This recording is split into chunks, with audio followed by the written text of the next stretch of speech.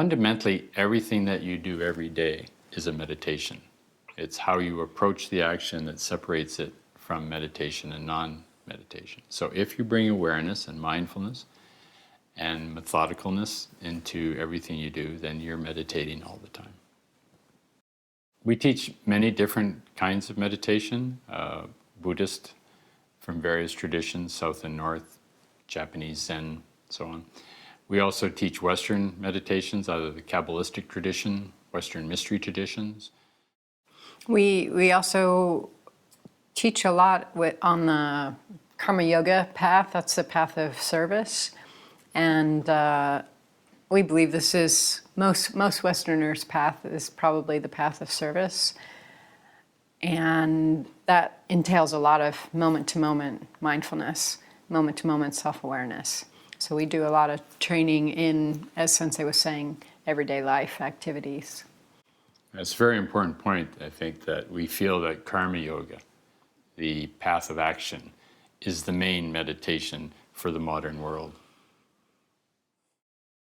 The challenges that Westerners face regarding awakening, I think there's two main ones. One is I think we get very susceptible to following our own fantasies or dreams, particularly being successful without actually defining what that is for us. And secondly, I think Westerners have a tendency to be too satisfied with too little, to take a 2-week course in meditation and have a profound experience and then be satisfied with that, rather than always going deeper and discovering more. The challenges Westerners face in awakening is the same challenge that anybody faces in awakening, which is that the ego, by definition, wants to stay in control and within its own framework. And the nature of the awakening in its very nature is to break you out, to take you to new territory, new ground in your being. And that's a challenge for any human being. That's number one. Number two is that the Westerners are hugely, hugely into entertainment and the appearance of depth coming from a place of shallowness, because nobody or nothing in the society these days is really calling them to task for the shallowness. Shallowness is passing as depth. And there isn't a strong enough voice in the spiritual community to say, no, this is shallow, you need to go deeper, if you want.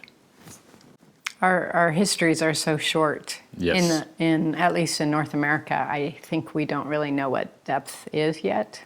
Right. And that's an advantage that older cultures have. Exactly. The nature of a blind spot is that it's blind, and you need somebody to help you see that. So that's one role for a teacher. The other role for a teacher is the tuning fork principle, that if the teacher's in a good state, we assume, that just by being in the presence of that good state, you move towards that, because there's a huge impulsion for human beings to move to the good, to move to the wholesome, to move to the more loving. So just being around that energy already brings you closer to that energy.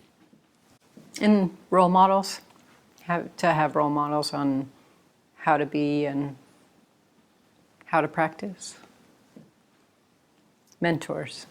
Mentors, guides, coaches.